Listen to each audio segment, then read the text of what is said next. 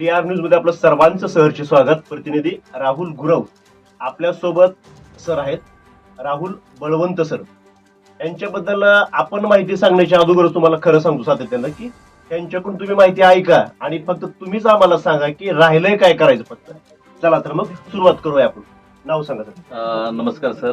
मी सर्वप्रथम तुमच्या DR न्यूजचं या ठिकाणी मी आभार व्यक्त करतो की तुम्ही माझ्यातला हिरा ओळखून तुम्ही मला या ठिकाणी बोलवलं. आणि दुसरं मी थँक्स या ठिकाणी म्हणेल की स्वराज जो या ठिकाणी स्टुडिओ निर्माण झालेला आहे त्याचे सर्व विजयजी सावकर साहेब आणि त्यांच्या खांद्याला खांदा लावून त्यांच्याबरोबर सतत काम करत असलेला त्यांचा मुलगा चिरंजीव सौरभ यांचे या ठिकाणी मी आभार मानेल.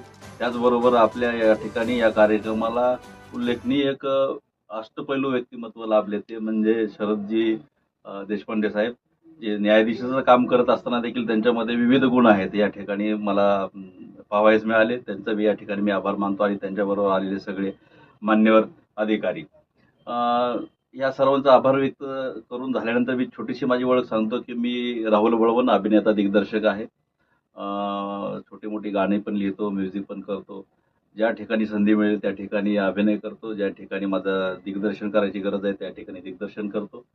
त्याचबरोबर अभिनव कला महाविद्यालय म्हणून एक पुण्याला एक नावाजलेलं आणि आशिया खंडात नावाजोपाला आलेलं एक पुण्याच्या वैभवामध्ये एक सिरपेच असणारं जे महाविद्यालय आहे ते अभिनव कला महाविद्यालय, त्याचा मी प्राचार्य आहे. जसं लोक आमच्यावरती प्रेम करतात, आमच्या कलाकृतीवरती प्रेम करतात, मी चित्रकारही आहे, त्याचप्रमाणे गीतकार आणि गायक सोडून बाकी सर्व काही आहे. पण गाण्याचाही प्रयत्न मी यांच्यामुळे केला. यांच्याच स्टुडिओमध्ये मी एक गाणं गायलं होतं, देवीचं गाणं, आणि यांनी मला गायकही करून टाकला विजयजींनी. राहुल सर, फक्त एक अगोदर सांगा आमच्या प्रेक्षक लोकांना की तुम्ही नेमकं करता काय काय हे फक्त अगोदर लोकांना सांगू द्या किंवा त्यांना बी कळलं नेमकं. मला सर कसं माहिती आहे का की आपल्याकडे साधू संत होते, थोर महामुनी संत साधू संत होऊन गेले की क्षणात म्हणायचं आपण आजही म्हणतो की क्षणात भस्म करायची ताकद त्यांच्यामध्ये आहे. तर ती सातत्याने साधना केल्यानंतर ती होते. बरोबर आहे. मग मी पण तसंच म्हणतो की तीच व्यक्ती म्हणजे तेही माणसंच होते, आपणही माणसं आहे, तर ते सर्व काही आपण करू शकतो. बरोबर. फक्त साधना आणि सातत्य आपल्यात असणं गरजेचं आहे. बरोबर. मग त्याच्यामुळे ही फील्ड किंवा ती फील्ड हा प्रकार होऊच शकत नाही. पण सर, एवढ्या सगळ्या गोष्टी करायच्या म्हणजे त्याला वेळ पण दिलं गरजेचं आहे किंवा वेळेशिवाय काहीच होत नाही ना. मॅनेजमेंट. शिवाजी महाराज जे होते आपले छत्रपती शिवाजी महाराजांकडनं एक गोष्ट आपण शिकली पाहिजे की त्यांनी सांगितले की ह्याचा मॅनेजमेंट, त्यांचा एक ग्रंथ आहे मॅनेजमेंट गुरु वगैरे. बरोबर. त्याच्या अनुषंगाने की आपण आपलं मॅनेजमेंट केलं पाहिजे ना. बरोबर. आपण जर आपलं मॅनेजमेंट केलं की प्रत्येक गोष्टीला आपल्याला वाव देता येतो. दिवसाच्या दिनक्रमाचं सुट्टीमध्ये आपण काय करायला पाहिजे, आपल्या नोकरीच्या कालावधीमध्ये आपण काय केलं पाहिजे, आणि मग नंतर फॅमिलीसाठी देखील त्याच्यातून वेळ काढला पाहिजे. बरोबर. हे सगळं मॅनेजमेंट केलं की होतं असं मला तर म्हणणं आहे माझं. विद्यार्थ्यांनी पण जर ज्यावेळेस ते कॉलेजमध्ये जातात त्यावेळेस जो तो त्यांचा कालावधी दिलेला असतो बरोबर अभ्यासाचा, महाविद्यालयात म्हणा किंवा शाळेमध्ये बसून जर त्यांनी पूर्णपणे त्याच्यावरती जर फोकस केलं तर मला वाटत नाही घरी जाऊन परत अभ्यास करायची गरज. बरोबर आहे. पण अचीव द फोकस, आपण आपलं फोकस फिक्स करायचं आणि त्याच्या मागे धावायचं, तेवढ्या पद्धतीनं फोकस केला असं. आणि याच पद्धतीचं काम विजयजी आणि त्यांची सर्व टीम करते. म्हणजे काय, माझं एक ब्रीद वाक्य आहे, अगर हो हौसले बुलंद तो तकदीर बन जाएगी, रख इतना दम खुद में की सारी दुनिया झुक जाएगी. आपल्यात दमच एवढा ठेवायचं की दुनिया झुकली पाहिजे. बघून प्राचार्यापर्यंत आलो आपण.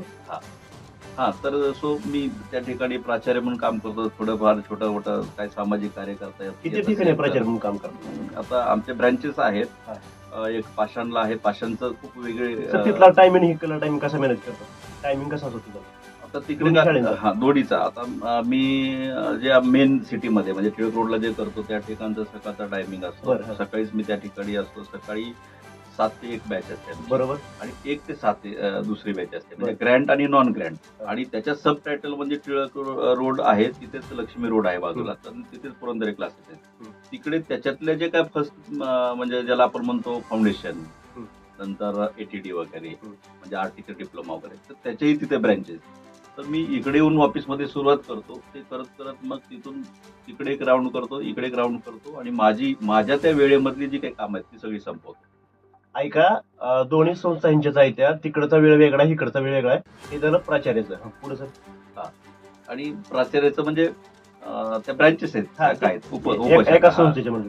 आणि सर्वप्रथम काय आहे की आमचं भारतीय कला प्रसारणी सभा या न्यासाच्या अंडरमध्ये आमचं अभिनव कला महाविद्यालय आहे. आणि त्या ठिकाणी जे आहेत आमचे सचिव साहेब आहेत म्हणजे माननीय श्री पुष्कराज भालचंद्र पाठक म्हणून, तर त्यांनी देखील माझ्यातल्या कला ओळखलेल्या आहेत, जाणलेल्या आहेत. त्यामुळे ते देखील मला प्रोत्साहन करतात अरे वा. की sir okay good very good. आणि आता मी मध्ये एक नवीन सरप्राईज गाणं असणार आहे माझं सर्व रसिकांसाठी. तर त्याच्यामध्ये त्यांनी मला एक दोन गोष्टी सुचवल्या. बरं. आणि ते केलं आणि त्या गाण्याला भरभरून असं म्हणतो ना की वेगळ्या प्रकारची ऊर्जा मिळाली. बरं. थोड्या दिवसातच ते गाणं पण तुम्हाला ऐकायला येईल. सर, गाण्याचं लिखाण तुम्हीच करता? हो. गाण्याचं गायन तुम्हीच करता? काही गाण्याचं करतो पण मी गायक नाहीये. बरं. पण गायक मी वेगवेगळे नवीन गायकांना संधी देतो. तरी पण करताच ना तुम्ही पण? हा म्हणजे करून घेतो. एका दुसरं गाणं तुम्हाला आवडलं किंवा ते गाणं तुम्हाला करावं असं वाटलं तर? नाही, हे आता विजयजी सारखे जे आहेत ना कलाकार सगळे, ते मला बळच गायला लावतात. बरं बरं बरं. असं होतं. मी गायक नाहीये. म्हणजे ही बी कला तुमच्याकडे दिली गेली का ढकलली गेली? नाही, कला जी असते ती उपजत असते. बरोबर आहे. आपण म्हणतो ना की बाळाचे पाय पाळण्यात दिसतात. बरोबर. मी ह्या छोट्याशा मुरुड शहरामध्ये ज्यावेळेस शिक्षण घेत होतो त्यावेळेस एक छोटंसं सांगायला मला हरकत नाही. त्याच्यावर माझं एक आठवलं, तुमचं जन्म ठिकाण कुठलं सर पहिलं? मूळ गाव माझं पळसप आहे. बरोबर. माझं 4थी पर्यंत शिक्षण घोगरेवाडीमध्ये झालं. हा हा. आणि माझा जो पुढचा 10वी पर्यंतचा प्रवास प्रवास आहे तो मुरुडमध्ये झाला. बरं बरं. आणि याच्यात दुसरी गोष्ट सांगायला मला अशी आवडेल की मी ज्यावेळेस लहान होतो ना त्यावेळेस मला असं वाटायचं ग्रामीण भाग हा आहे हा. की एखादी हिरोईन प्रत्यक्षात पाहायला मिळेल का, ती जवळून पाहायला मिळेल का, किंवा हिरो एखादा पाहायला मिळेल का. पण त्या जिद्दीने मला त्याच्या मागे धावपळ करायला लावली. आणि आज त्याच कलाकारांना मी सांगतो थोडंसं मागे सारखा पुढे पुढे क्या बात. आउट आवाज जर लावूट पाहिजे त्यांना मी आता डायरेक्शन करतो. बरं. म्हणजे तो जो प्रवास असतो जी जिद्द असते. आता सध्या तुम्ही किती चित्रपट डायरेक्शन केलेलं आहे सर? आता माझे आता एक आमचा रिलीजिंगला आहे चित्रपट, परत एक आता माझा आईसखांडी म्हणून चित्रपट येतोय, त्याच्यानंतर माझा एक आहे गौशा म्हणून. बरोबर. आणि सर्वांच्या आशीर्वादाने आणि 100च्या वर माझे प्रोजेक्ट आहेत. बरोबर. सो मे बी युट्यूब वरती राहुल बळवंत जर तुम्ही नाव टाकलं तर सर्व माझे प्रोजेक्ट येतील. मला वाटतं डीजे वरती 80% माझी गाणी वाजतात. बरोबर. म्हणजे एखाद्या ठिकाणी डीजे लावला आणि त्या ठिकाणी माझं गाणं वाजलं नाही असं कधी होणार नाही. कधी होणार नाही. सर्वात मोठा सरप्राईज मला हे होतं, पहिलं गाणं माझं टणटण वाजलं मटण शिजलं रसा रसा वाट. हे आम्ही इथे ज्यावेळेस होतो मी काय म्हणतात योग फेस्टिवलला जायचं, मग त्याच्यात विरंगुळा असताना विटंबनपर गाणी बनवायची आम्ही. सहज काही म्हणायचं आणि त्याच्यातून ते गाणं जन्मात आलं. हा हा. आणि वाटलंही नव्हतं, सहज ते तयार केलं गाणं. त्या गाणं रिलीज करताना खूप प्रवास करायला लागला, म्हणजे ते गाणं घेतही नव्हतं कोणी. बरं बरं बरं. मटणावर कुठे गाणं असतं. पण आज प्रत्येक प्रेक्षकजण तुमचं गाणं ते म्हणतो बरं का, वाजवतो डीजेवरती एकदम जोरात. ते तसंच झालं सर. ते ऍक्च्युली काय झालं, ते लग्न होतं, लग्न सराई होतं. त्या लग्न सराईमध्ये ते गाणं थोडंसं पुढं प्रोग्रेस वाढत गेला त्याचा. हा हा. आणि मी इथेच होतो. हा. गौरी गणपती मी घरीच करतो. बरं. मग बाकी मग सगळीकडे डेट देतो मी, जायचं असतं गेट. हा हा. पण गौरी गणपती मी घरी करतो. असंच इकडे आलो होतो आणि नंतर विसर्जनाचं होतं आणि माझे अध्यापक आणि काही विद्यार्थी वगैरे ते बाहेर गेले होते. तर मिरवणुकीमध्ये, गणपतीच्या मिरवणुकीमध्ये टणटण वाजलं मटण शिजलं गाणं तुमचं गाणं. हा. आणि ते मला व्हिडिओ शूट करून मला पाठवलं. बरोबर. मग ते मला एवढं असं आश्चर्यचकित झालो मी. आणि मग काय आता ते टणटण वाजलं गाणं हे आता अमेरिकेत पण वाजलं. बरं बरं बरं. त्या गाण्याने हा, हे केलं, म्हणजे त्याचं उडान घेतली थोडक्यात. उडान घेतली. हा. आणि मग प्रत्येक वर्षी माझं नशीब असं आहे की जे गटारी असते किंवा ज्यावेळेस पिरियड असतो किंवा ज्या ज्या ठिकाणी पार्टी, ते गाणं वाजतं. ते गाणं वाजतं आणि त्याची रॉयल्टी मला मिळते. अरे वा वा. म्हणजे माझ्या कंपनीला मिळते. आतापर्यंत सर किती गाणी तुम्ही लिहिलेत किंवा केलेत तयार अशी? संख्या तर काही नाही सर मोजली कधी, पण असतील हजारोच्या घरात नक्की क्या गाणी. बात. म्हणजे 1000 गाणी तुमच्या हातून गेलीत म्हणत लिहून आणि वाजली पण ती. वाजलीत पण. आणि होतं काय सर की देवाने मला एक गॉड गिफ्ट दिली की तुम्ही एक शब्द दिला, मी 10 मिनिटात ते 5 मिनिटात गाणं लिहितो त्या शब्दावर. ऐका, सांगायला आनंद वाटतो की आज सरांच्या हातून, राहुल सरांच्या हातून हजारो गाणी लिहिली आणि ती एकदम धडाकेबाज पद्धतीने वाजतात. अजून काय म्हणता येईल सर तुम्हाला? दुसरं असं म्हणता येईल की ज्या कलाकारांना व्यासपीठ मिळत नाहीये, म्हणजे माझा बेस तो हा व्यासपीठापाशी असतो. कारण की माझं गॉडफादर कोणी नव्हतं फील्ड. बरोबर. माझे आई वडील सर्व्हिसला असल्यामुळे त्यांचा तो प्रांतच नव्हता मुळात. परंतु मला ह्या कलेची आवड निर्माण झाली असल्यामुळे, पण ती पण कशामुळे माहितीये का सर, आपल्या पूर्वी गावी लग्न असले ना की लग्नामध्ये काय असायचं ते बँड बाजे असायचे. बरोबर. तर त्यांचे ते रंगीबेरंगी रंग, हा. त्यांचं ते वाजवण्याची पद्धत, हा. मग त्यांची ते एकमेकाला देणारी साथ ते माझ्या डोक्यात कुठेतरी रुजत जायची. बरोबर. आणि त्यांच्यामध्ये जी हेअरस्टाईल असायची ना हिरोची, हेप्पी वेप्पी हे असं तसं हा, वगैरे, हा. तर तिकडे मी आकर्षित व्हायचो. बरोबर. आजही माझे राहणीमान posh हा म्हणून. हे आणि आजही माझे हम्म. जर मित्र जास्तीत जास्त कोण असतील हम्म. तर जे डोरकीपर आहेत, बरं. नाटकाच्या थिएटरचे जे डोरकीपर आहेत, बरोबर. जे पडदे ओढणारे आहेत, हा. जे बँजो वाजवतात, जे हम्म. वेगळं काहीतरी काढतात, मी त्यांच्याकडनं भरपूर काही घेतो. बरोबर. आणि ते मित्र का आहेत तर ज्यावेळेस मी शिक्षण घेत होतो हा. पुण्यामध्ये, आता ही तुमची मुलाखत लांबायला नको पण थोडक्यात तरी देखील सांगतो माझ्या, कारण की जर विद्यार्थ्यांनी कोणी पाहिलं तर त्याचा त्याला फायदा होईल. हा. तर मी ज्यावेळेस अभिनव कला महाविद्यालयामध्ये शिक्षण घेत होतो त्यावेळेस एक टाइम मी जेवण करायचं, घरून मला पैसे यायचे हा. पण ते पैसे पूर्ण पुरायचे नाहीत, पण मी जास्त मागून कधीच घेतले नाहीत. बरोबर. एक टाइम जेवण करायचं आणि एक टाइम वडापाव खायचा आणि राहिलेल्या पैशामध्ये मुंबईला शनिवार रविवार जाऊन तिथे जे स्टुडिओ आहेत त्या स्टुडिओला भेट द्यायची आणि तिथे बैलासारखं काम करायचं, जे पडेल ते फुकट फ्री मध्ये. बरोबर. आणि तिथे देखील वॉचमॅन बरोबर मैत्री, का तर मध्ये सोडणारा वॉचमॅन आहे, बरोबर. पडदे ओढणारा जो पडद्यावाला म्हणजे असतो, सगळ्या गोष्टी तुम्हाला शिकायला भरपूर शिकायला मिळाल्या. भरपूर मिळालं. राहुल सर, तुम्हाला एक शेवटचा प्रश्न विचारतो. आजकालचे नवीन कलाकार असतील बरं का, किंवा शिक्षण शिकून किंवा स्पर्धा परीक्षा देऊन काय बसलेले म्हणजे भरपूर आता काय म्हणजे तरुण किंवा तरुणी आहेत की त्यांना एक चांगला संदेश तुम्ही काय द्याल तुमच्या माध्यमातून? शॉर्टकट फक्त पाळू नये त्यांनी, शॉर्टकट काढण्याचा विचार अगोदर डोक्यातून बाहेर काढावा. हा, हा. क्लासमध्ये किंवा घरामध्ये येत असताना आपला जो इगो असतो एक फॅक्टर, बरोबर. की तो आपल्या दारातच सोडावा. बरोबर. इगो हा तुम्ही बाहेर दाखवा हा. आणि तुमच्या कामातून दाखवा. बरोबर. ज्या आई वडिलांनी जन्म दिला त्या आई वडिलांना तुम्ही जर घरी गेल्यानंतर तुम्हाला काय कळतं आता जग बदललं, बरोबर म्हणजे आहे. तुम्ही आई नाही, नाही, होतं असं अशी बरेच करणं वेळेला. ही फार सगळ्यात मोठी चूक आहे.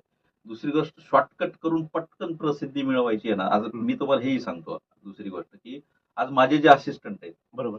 माझे कमीत कमी 25 असिस्टंट आहेत, त्यांचे थिएटरला पिक्चर लागले.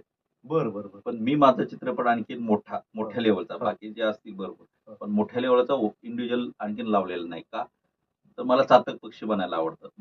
माझ्याकडे आहेत एक 7 ते 8 स्टोरी आहेत. बरोबर. तेवढेच पिक्चर मला बनवायचे आहेत, माझ्या हम्म. स्टोरीचे. मग माझ्याकडे येणारे मी फिल्म मी माझ्या असिस्टंट लोकांना देतो. बरोबर. मग ते स्टेबल झालेत. मग आता त्यांना मी स्टेबल केल्यानंतर त्यांचं आता काय मत आहे की आता सर बस झालं आमचं, आता आम्ही तुमच्यासाठी फिल्म करणार, आम्ही तुमच्यासाठी फिल्म उभी करणार, बरोबर. तुम्ही डिरेक्शन करायचे, तुम्ही फिल्म तुमची थिएटरला लावलेली आम्हाला पाहिजे.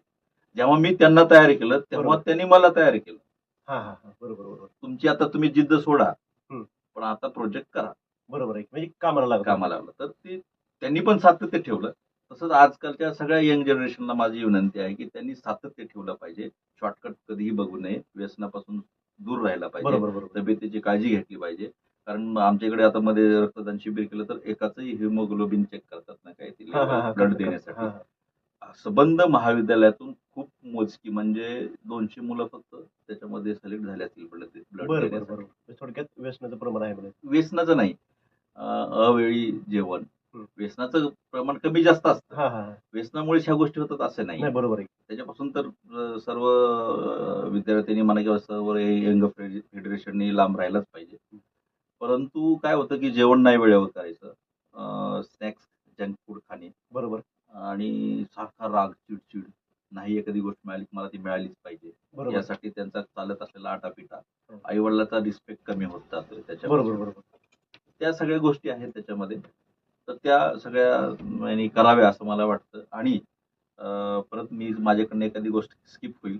आज आपण ज्यांच्या स्वराज स्टुडिओसाठी, ज्यांच्या या उद्घाटनाच्या सोहळ्यासाठी या ठिकाणी एकत्र आलो, त्यांनी खरोखरच ग्रामीण भागातल्या कलाकारांसाठी या ठिकाणी जे व्यासपीठ मिळवून दिलेलं आहे आणि तेही एकदम माफक दरामध्ये. तर त्यांचं मी, विजय सावतारांचं मी या ठिकाणी परत एकदा मनापासून लक्ष शुभेच्छा देऊन त्यांचं स्वागत करेन.